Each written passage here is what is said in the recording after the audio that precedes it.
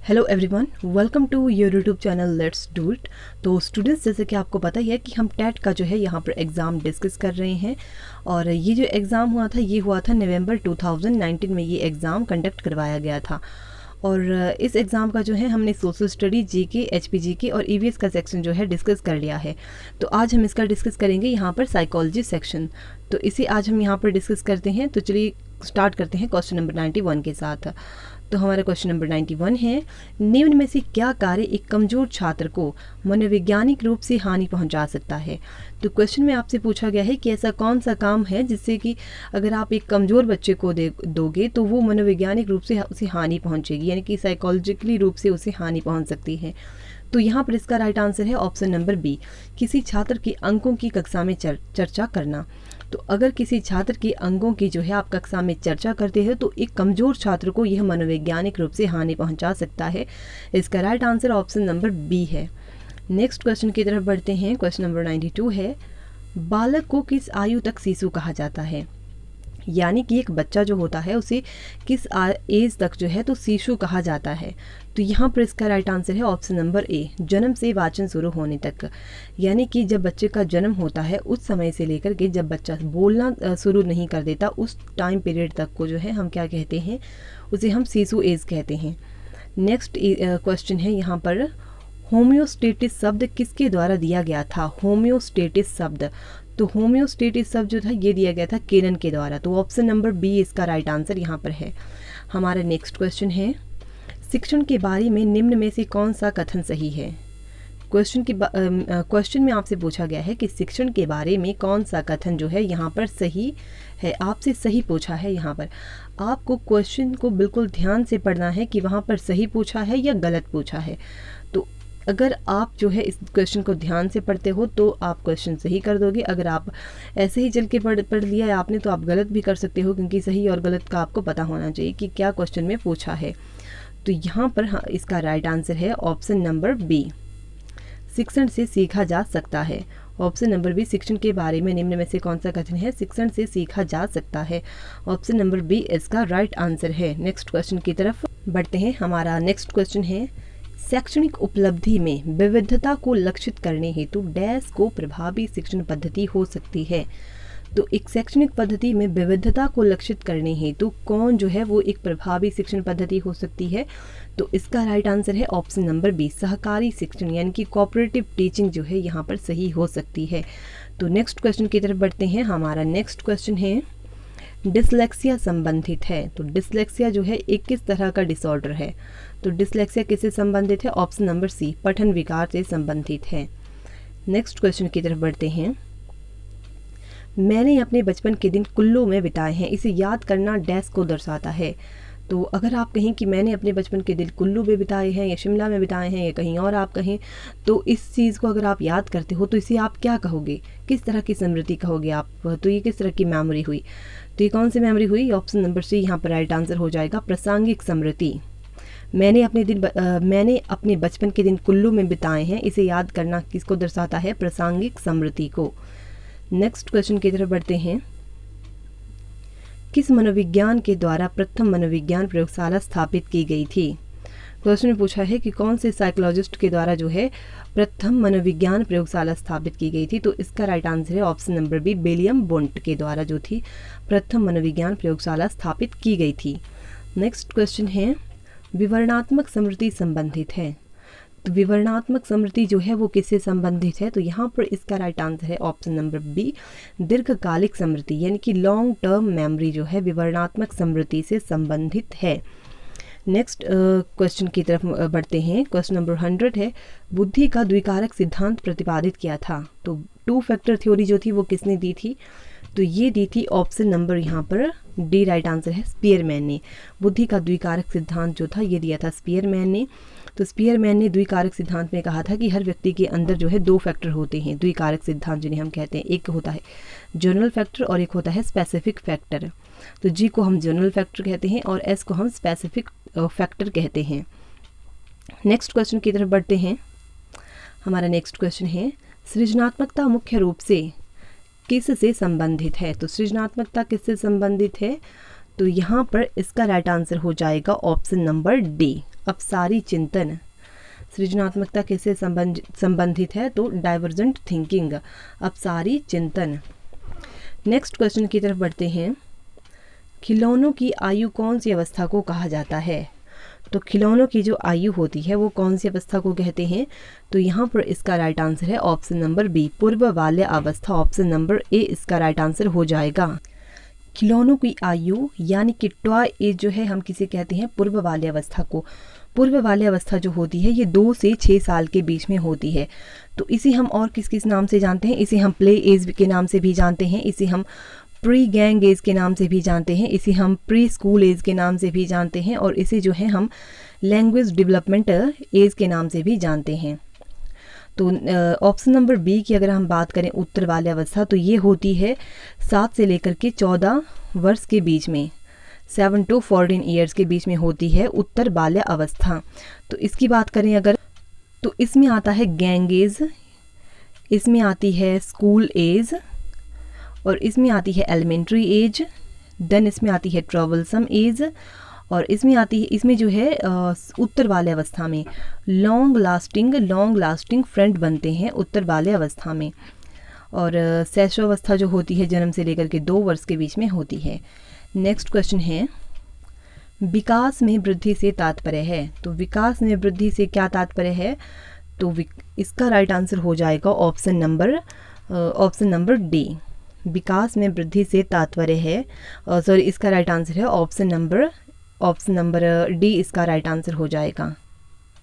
Option number D इसका right answer है। आकार में, सोच समझ और कौशलों में वृद्धि, growth in shape, knowledge and skills, यानी कि इसमें ये सभी ऑप्शंस आ जाएंगे और इस तरह से इसका right answer option number B हो जाएगा। नेक्स्ट क्वेश्चन है, तनाव और क्रोध की अवस्था है? तो तनाव और क्रोध की अवस्था कौन सी है? तो इसका राइट आंसर है ऑप्शन नंबर बी, किशोरावस्था।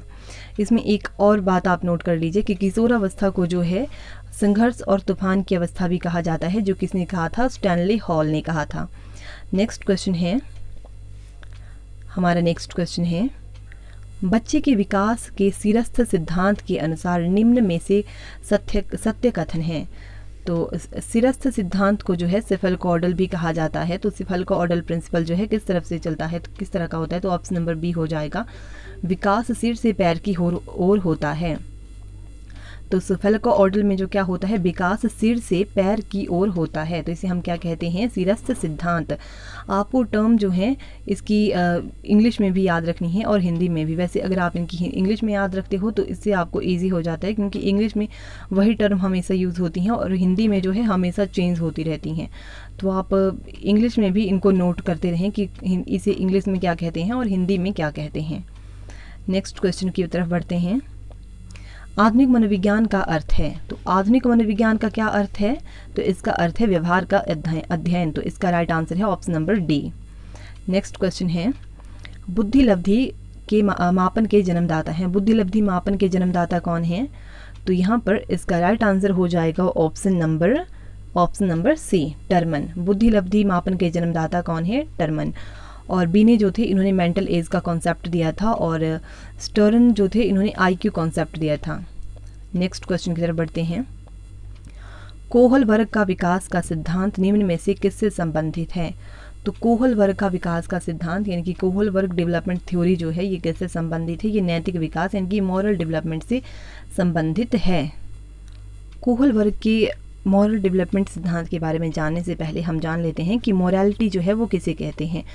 तो जो हमारे सिद्धांत, हमारे नैतिक मूल्य होते हैं, जिसे हम यह जान पाते हैं कि क्या सही है और क्या गलत है, तो उसे हम कहते हैं मोरालिटी। और बात करें कि कोहल वर्ग के विकास का सिद्धांत, तो हमने पढ़ा कि मॉरल डेवलपमेंट हम इसे कहते हैं।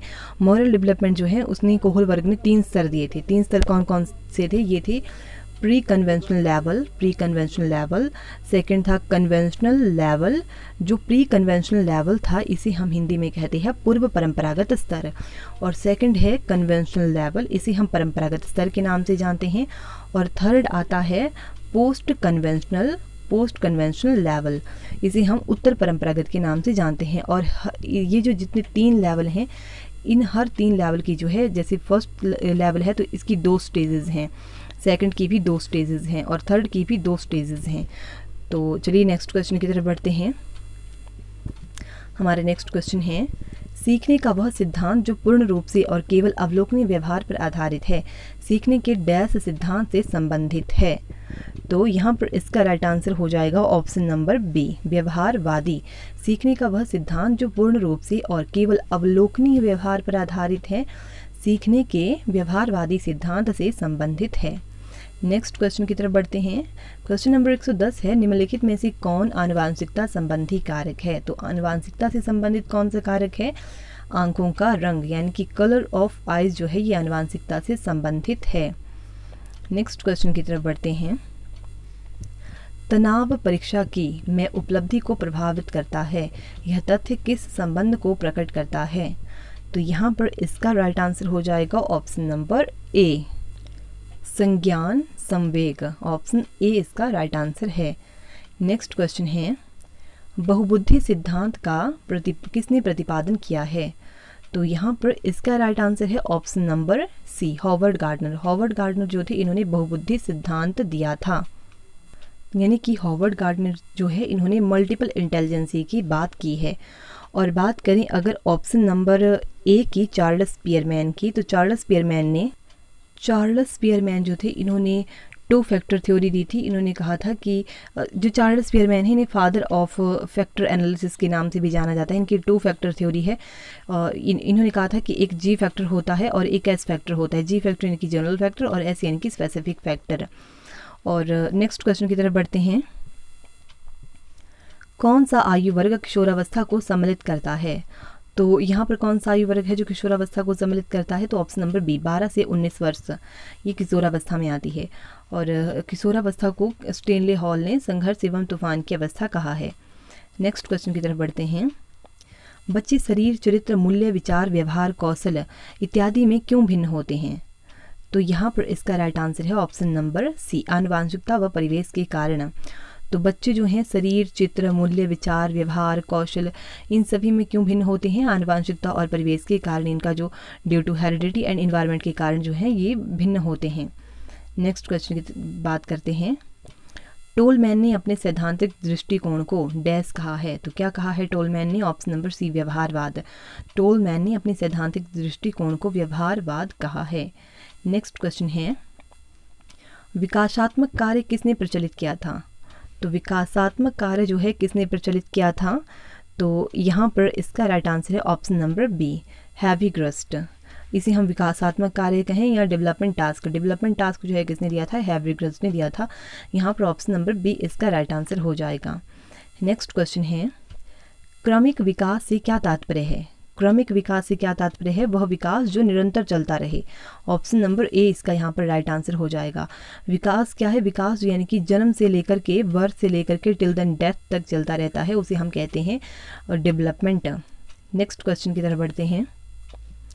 कोई परीक्षण जो वास्तविक में मापन करता है, जिसे मापने के लिए वह बना है, परीक्षण की डैश कहलाता है। क्या कहलाता है? ऑप्शन नंबर यहाँ पर ए है, वैलिडिटी, वैधता। कोई परीक्षण जो वास्तविक में मापन करता है, जिसे मापने के लिए वह बना है, परीक्षण की वैधता कहलाता है। ऑप्शन नंबर यहाँ पर ए इसका राइट आंसर हो जाएगा। नेक्स्ट क्वेश्चन की बात करते हैं। शिक्षण शास्त्र का अर्थ है। शिक्षण शास्त्र का क्या अर्थ है? तो शिक्षण शास्त्र का अर्थ है बच्चों को पढ़ाने की एक शैली, एक तरीका। बच्चों को पढ़ाने का एक तरीका, क्या टेक्निक होगी बच्चों को पढ़ाने की, तो उसे हम कहते हैं शिक्षण शास्त्र। तो इस हिसाब से यहाँ पर इसका राइट आंसर बनता है ऑप्शन नंबर सी, बच्चों को पढ़ाने की शैली, style of teaching children. Next question है, हॉवर्ड गार्डनर ने कितने प्रकार की बुद्धि का सुझाव दिया था? तो हॉवर्ड गार्डनर जो थे इन्होंने 8 प्रकार की बुद्धि की बात की थी। तो ऑप्शन नंबर सी यहाँ पर राइट आंसर हो जाएगा। 8 प्रकार की इन्होंने जो था मल्टीपल इंटेलिजेंसी का यहाँ पर थ्योरी दी थी। तो हमारे यहाँ पर जो है आज साइकोलॉजी के क्वेश्चन फिनिश होते हैं। अब हम नेक्स्ट वीडियो में मिलेंगे, अभी के लिए इतना ही। इसके बाद हम इंग्लिश का सेक्शन डिस्कस करेंगे। और अगर आपको वीडियो अच्छी लगी है तो आपको पता ही है आपको क्या करना है। तो चलिए मिलते हैं नेक्स्ट वीडियो में। Thank you so much.